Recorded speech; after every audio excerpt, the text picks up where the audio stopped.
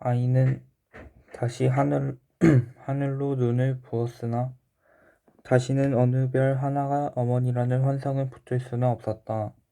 아쉬웠다. 다시 아버지의 누구를 꾸짖는 듯한 음성이 들려 나왔다. 아이는 아쉬운 마음으로 아버지의 음성이 들려오는 창 가까이로 갔다. 안에서는 아버지가 두 번 다시 그런 눈치만 뱉단 봐라. 죽여 없애고 말 테니 꼭대기 피도 안 마른 년이 누굴 망신시키려고 하는 품이 누이 때문에 여간 노한 게 아닌 것 같았다. 조만 일에는 노하는 일이 없는 아버지가 이렇게 노함에는 심상치 않은 일이 일어났음에 틀림없었다. 을붓 어머니의 조심스러운 음성으로 좌우간 급한 집안을 알아보시구래 하는 말이 들려 나왔다. 이어서 여전히 아버지의 알아보긴 집부를 알아봐 하는 노기찬 음성이 뒤따랐다. 이번엔 누이의 나직이 떨리는 음성이 한번 동무에 오래 비하여 했다. 이젠 학교도 그만둬라 하는 아버지의 고함에 누이 아닌 아이가 등골이 서늘해짐을 느꼈다. 그러면서 얼마 전에 누이가 호리호리한 키에 흰 얼굴을 한 청년과 과수 노파가 살고 있는 골목 안에서 마주 서 있는 것을 본 일이 생각났다. 그때 누이는 청년이 한 번 동무의 오빠인데 심부름을 왔었다고 변명하듯 말했고, 아이는 아이대로 그저 모른 체 하고 있었으나 속으로 누이 같은 여자와 좋아하는 청년의 마음을 정말 모르겠다고 생각했었다. 그 청년과 누이가 만나는 것을 집안에서도 알았음에 틀림없었다. 지금 안에서 을붓 어머니의 낮으나 힘이 든 음성으로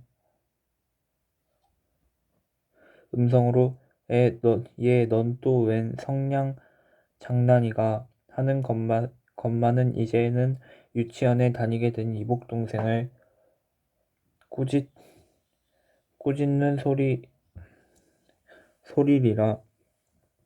요사이 차차 의붓 어머니가 어렵고 두렵기만 한 게 아니고 진정으로 자기네를 골고루 위해주고 있다는 것을 깨닫게 된 아이는 동복인 누이의 일로 의붓 어머니를 걱정시키는 것이 아버지에게보다 더 안 됐다고 생각됐다.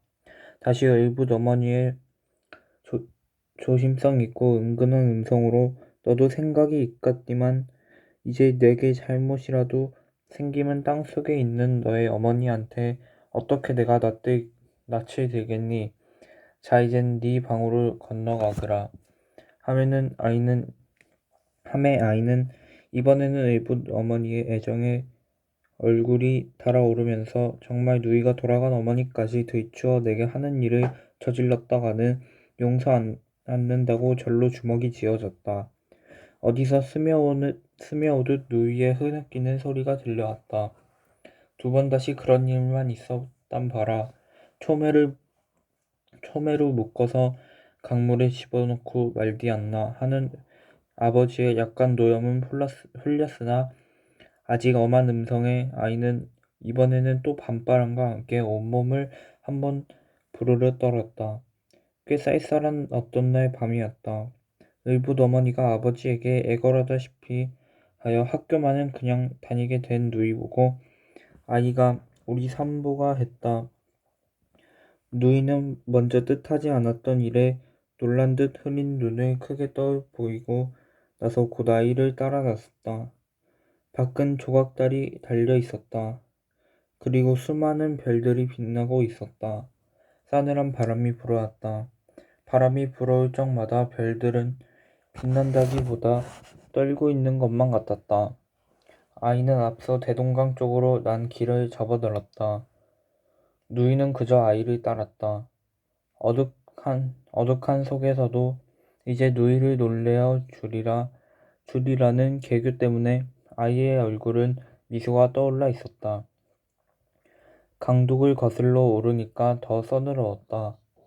전에 없이 남동생이 자기를 밖으로 이끌어낸 것을 의아하게 여기는 눈치로 그러나 즐거운 듯이 누이가 아이에게 춥디 않니 했다.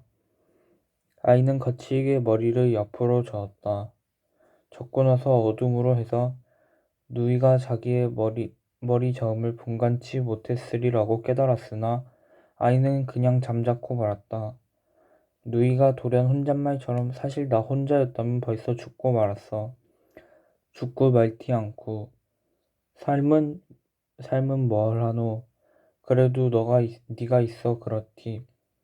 둘이 있다 하나가 죽으면 남는 게 더 불쌍할 것 같아서 난 정말 그래. 하며 바람 때문인지 약간 느끼는 듯 했다. 아이는 혹시 집에서 누이의 연애 사건을 알게 된 것이 자기가 아버지나 의붓 어머니에게 고자질한 것으로 잘못 알고 있지나 않나 하는 생각이 들자 누이를 쓸어안고 변명이나 할 듯이 획 돌아섰다. 누이도 섰다. 그러나 아이는 계획해온 일을 실현할 좋은 계기를 바로 붙잡았음을 기뻐하며 누이에게 좀 벗어라 하고 고함을 소리쳤다.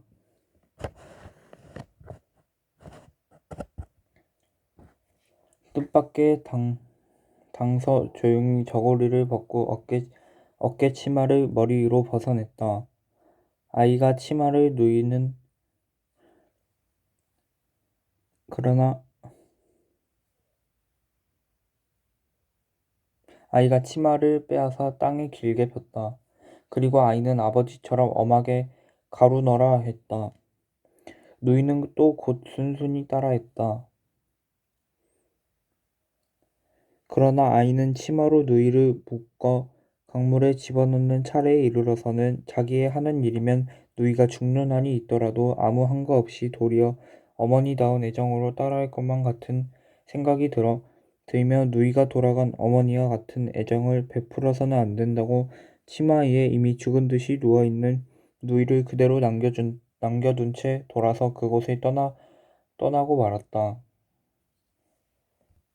누이는 실내 어떤 실업가의 막내 아들이라는 작달막한 키에 얼굴이 검푸른 누이의 한반 동무의 오빠라는 청년과는 비슷도 안 한 남자와 아무 불평 없이 혼약을 맺었다. 그러고 나서 얼마 안 되어 결혼하는 날 누이는 가마 앞에서 을붓 어머니의 팔을 붙잡고는 무던히나 슬프게 울었다.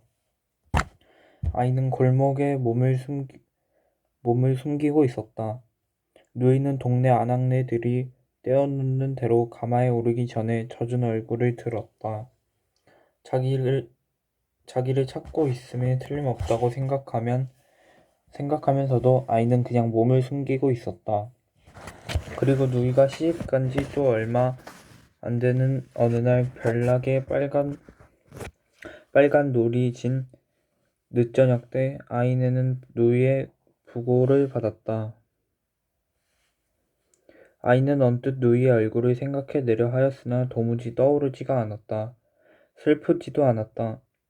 그러다가 아이는 지난날 누이가 자기에게 만들어 주었던 뒤에 가수 노파가 사는 골목 안에 묻어버린 인형의 얼굴이 떠오를 듯함을 느꼈다. 아이는 골목으로 뛰어갔다. 거기서 아이는 인형 묻었던 자리라고 키우는 곳을 손으로 봤다. 흙이 단단했다. 손가락을 세워서 힘껏 파댔다. 없었다. 짐작되는 곳을 또 파보았으나 없었다. 벌써 썩어 흙과 분간치 못하게 된 지가 오래리라. 도로 골목을 나오는데 전처럼 당나귀가 매어 있는 게 눈에 띄었다. 그러나 전처럼 당나귀가 아이를 차지는 않았다. 아이는 달구지쳐 올라서지도 않고 전보다 쉽사리 당나귀 등에 올라탔다. 당나귀가 전처럼 제 꼬리를 물려는 듯이 돌다가 날뛰기 시작했다. 그리고 아이는 당나귀에게나처럼 우리 누이를 왜 쥐겐 하고 소리를 질렀다. 당나귀가 더 날뛰었다. 당나귀가 더 날뛸수록 아이의 왜 쥐겐 하는 지름소리가 더 커갔다. 그러다가 아이는 문득 골목 밖에서 누이의 대란하는 부르짖음을 들은 거로 착각하면서 불어 당나귀의 등에서 떨어져 굴렀다. 이번에는 어느 쪽 다리도 삐지 않았다. 그러나 아이의 눈에는 그제서야 눈물이 개었다. 어느새 어두워지는 하늘에 별이 돋아났다. 눈깬 아이의 눈에 내려왔다. 아이는 지금 자기의 오른쪽 눈에 내려온 별이 돌아간 어머니라고 느끼면서 왼쪽 눈에 내려온 별은 죽은 누이가 아니냐는 생각에 미치자 아무래도 누이는 어머니와 같은 아름다운 별이 되어서는 안 된다고 머리를 옆으로 저으며 눈을 감아 눈 속의 별을 내몰았다.